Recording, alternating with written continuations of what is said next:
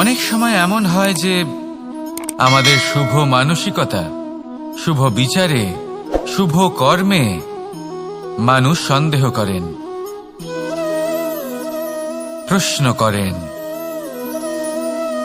প্রমাণ চান, শুদ্ধতার পরীক্ষা দিতে বলেন, আর তখন নিশ্চিত রূপে কষ্ট হয়। আমরা ভাবি এটাই হলো জীবন। এত শুভ ভাবনা ভেবেও, শুভ কর্ম করেও মানুষ আমাদেরই সন্দেহ করেন। দুঃখ অবশ্যই হয়, কিন্তু দুঃখী হবার কোনো প্রয়োজন নেই। কেন নেই? কারণ যদি কেউ আপনাকে সন্দেহ করে, করতে দিন। সংসারে কি হয় তা দেখুন। এই সংসারে সোনার শুদ্ধতাকেই পরখ করা হয়, কয়লার কটুতাকে নয়। আপনি হলেন স্বর্ণ, তাই আপনার শুদ্ধতা অবশ্যই পরখ করা হবে। সেটা তো হবেই হবে। আপনি নিজেকে দুঃখী করবেন না। আপনার কর্ম শুধু একটাই, স্বর্ণর মতো উজ্জ্বল থাকা। এই সংসার আপনার ভাবনা, চিন্তা, কর্ম এবং শুদ্ধতার প্রমাণ পেতেই থাকবে। তাই আসুন আর আমার সাথে ভালোবেসে বলুন, রাধা রাধা। অনেক সময় এমন হয় যখন মানুষ আমাদের সত্যকে অস্বীকার করতে থাকেন আর মানুষের মিথ্যে কথাগুলিকে গ্রহণ করেন, তাও আবার অত্যন্ত সহজে। তখন আমাদের খুব দুঃখ হয়, বড়ই ক্রোধ হয় মানুষের এই মানসিকতা নিয়ে। কিন্তু এটা জানা অত্যন্ত গুরুত্বপূর্ণ যে এমন কেন হয়। কারণটা কি আপনি? আপনারই কি কোনো দোষ রয়েছে? কখনোই নয়। কারণ হলো এটা যে এই যে সত্য, এই সত্যের মূল্য অত্যন্ত অধিক।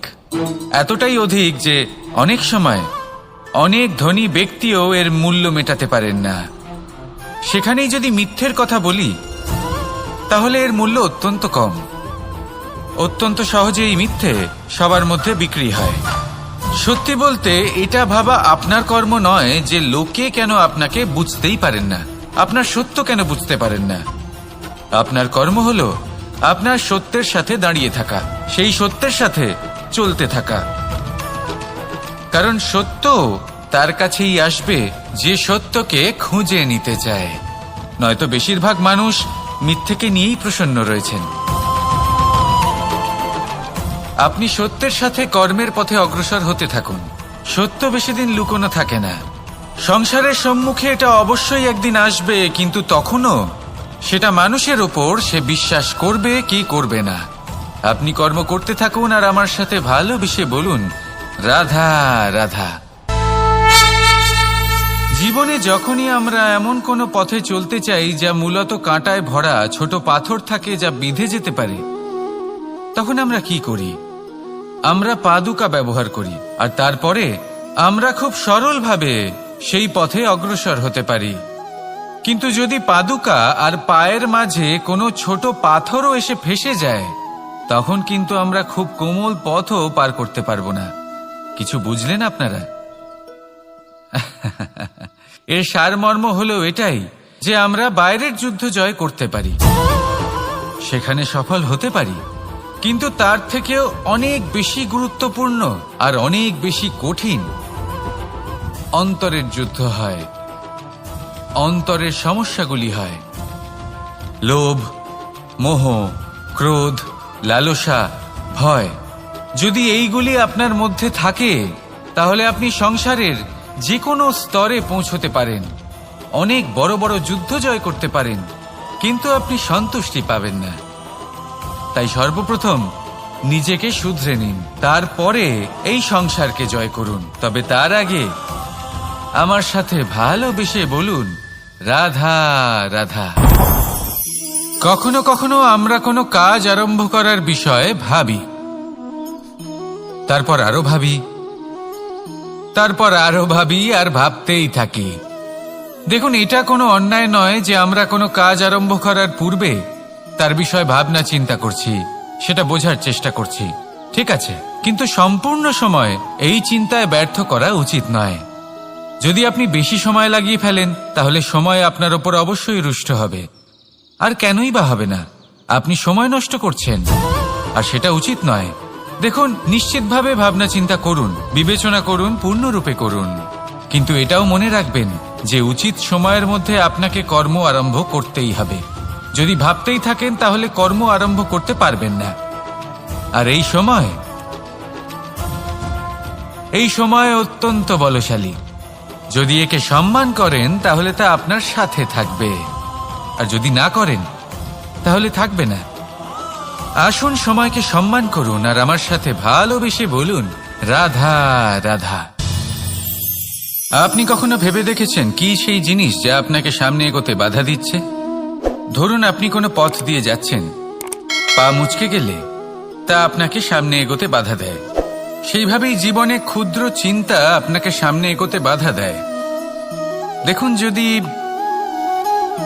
কোনো চাক থাকে যার মধ্যে ফাটল রয়েছে, তা আপনাকে ভালো মাটির পাত্র বানাতে দেবে না। ঠিক সেইভাবেই কাউকে ঈর্ষা করলে তা আপনাকে মহান হতে দেবে না। আমি উচ্চস্তরীয় আরো নিচুতে রয়েছে, এই ভাবনা কখনোই আপনাকে উচ্চ স্তরে পৌঁছতে দেবে না। মন থেকে সকল বিকার, ঈর্ষা, মোহ, লোভ, লালসা এই সব ত্যাগ করুন।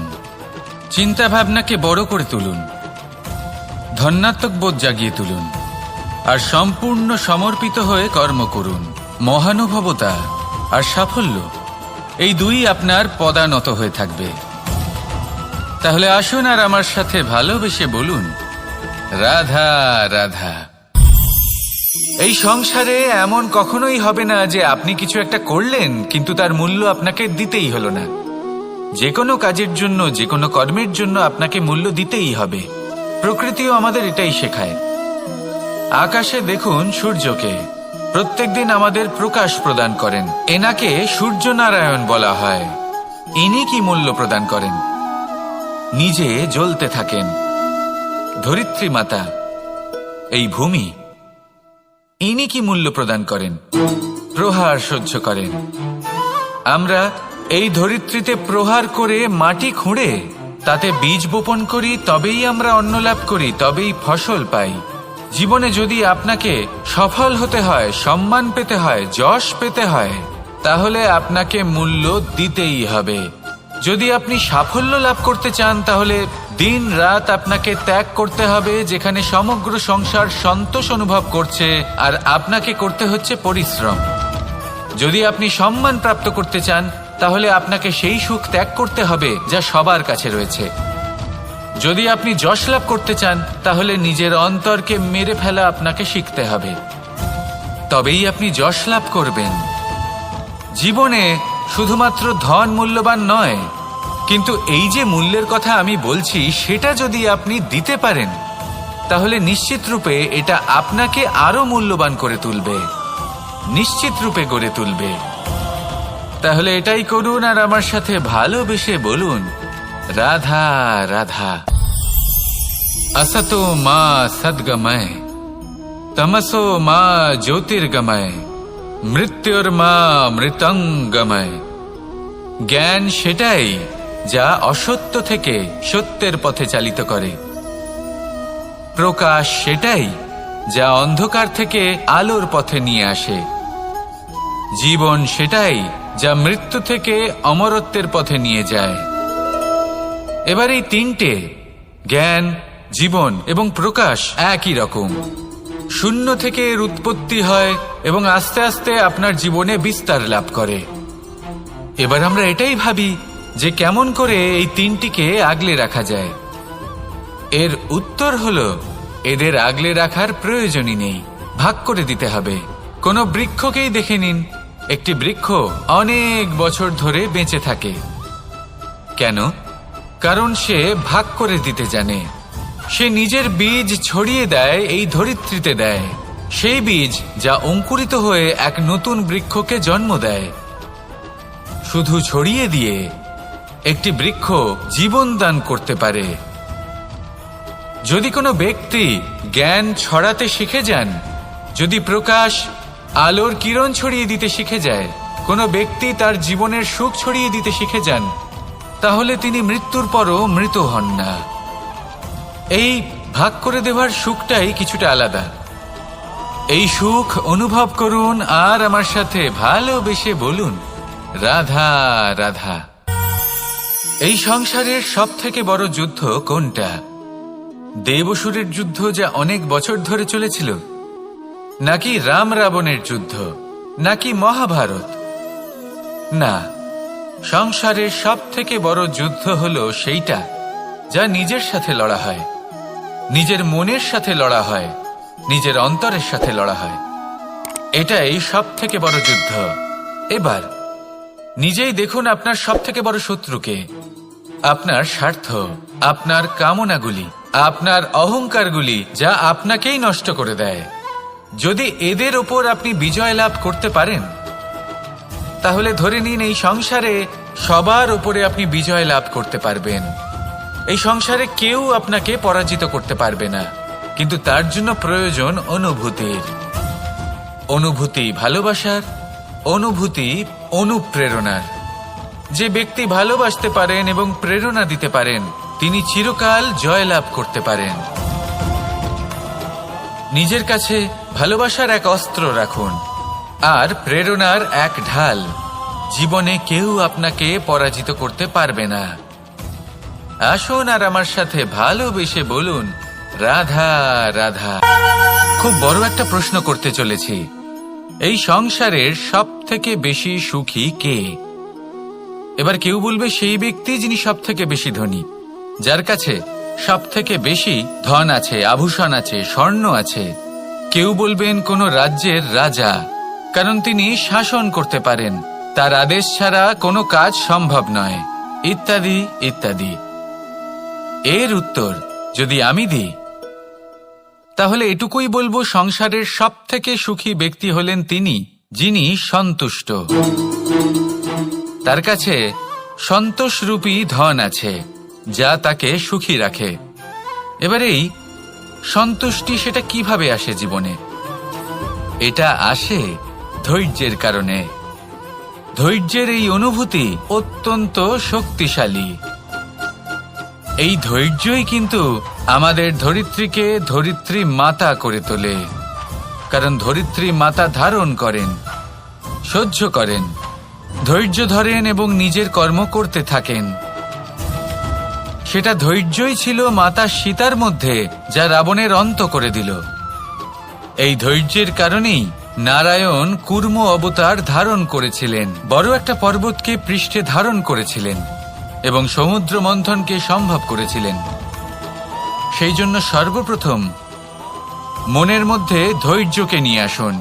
এই ধৈর্যই আপনাকে সন্তুষ্টির পথে নিয়ে যাবে, আর এই সন্তুষ্টি আপনাকে লোভ, মোহ এবং লালসার পথ থেকে দূরে নিয়ে সুখের পথে নিয়ে যাবে।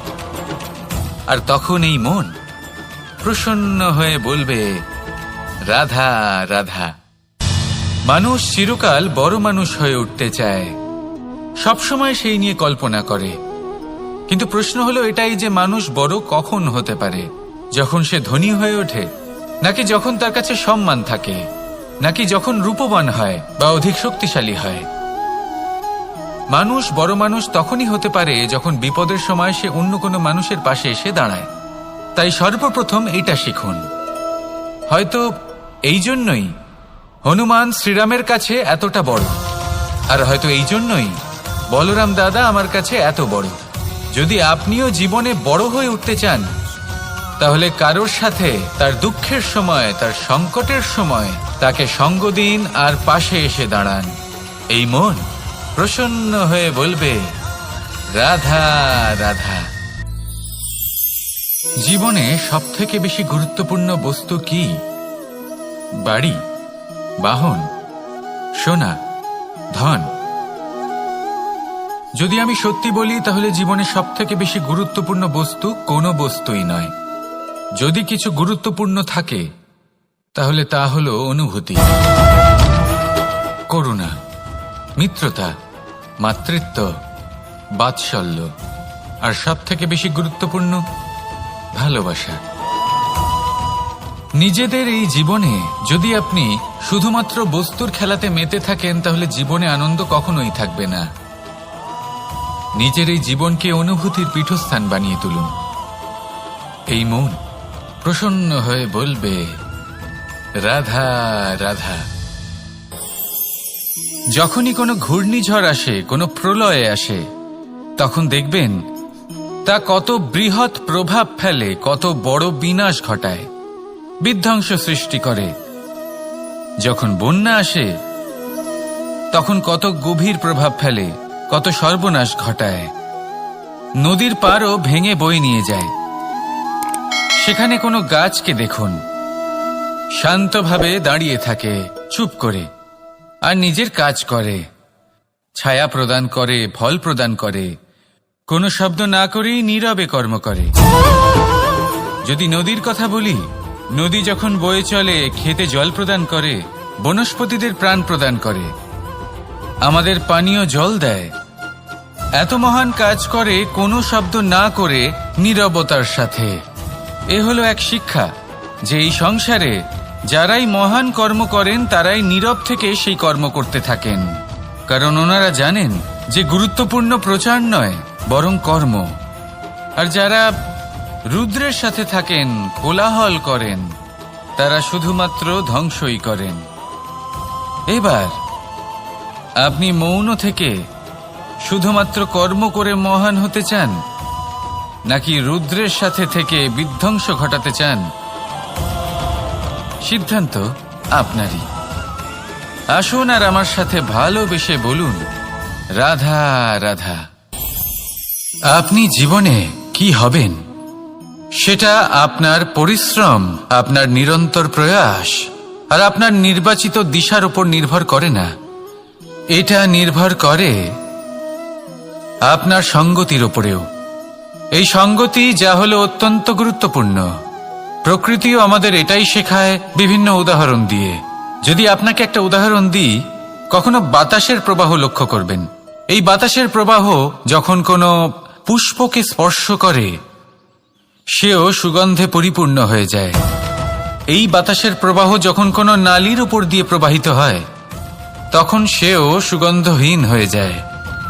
এ সঙ্গতির প্রভাব যা মানুষকে কোথা থেকে কোথায় নিয়ে যেতে পারে আপনি জানতেও পারবেন না। এ হলো সঙ্গতির প্রভাব, যেখানে চানার সাথে গুড়ও মিশে যেতে পারে।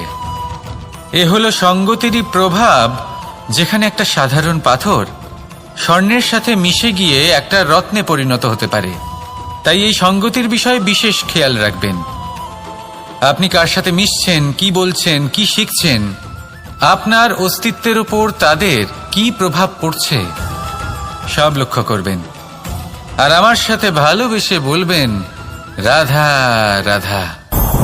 যখন আমরা জীবনে কোনো লক্ষ্যের দিকে অগ্রসর হই, তখন অনেক সংখ্যক লোক আমাদের পরামর্শ দেন যে আপনি এটা করুন, আপনার সেটা করা উচিত, আপনার ওই আদর্শ ব্যক্তিরই মতো ওই পথেই চলা উচিত। আমাদের ভালো লাগে, আমরা তা অনুসরণ করতে থাকি, কারণ সেই পথে 1 বা 10 জন মানুষ চলে নিজের লক্ষ্য প্রাপ্ত করে ফেলেছেন।